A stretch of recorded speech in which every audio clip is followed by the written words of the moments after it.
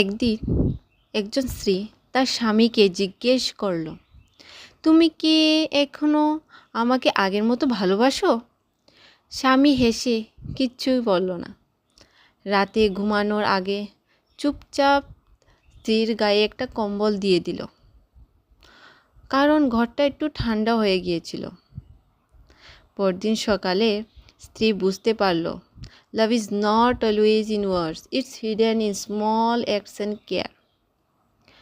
ভালোবাসা সব সময় আই লাভ ইউ বলার নয়, কখনো এক কাপ চা বানিয়ে দেওয়ায়, কখনো ক্লান্তি মুখটা দেখে জিজ্ঞেস করা আর ইউ ওকে, আর কখনো নীরবে পাশে থাকার মধ্যেই সত্যিকারের ভালোবাসা লুকিয়ে থাকে।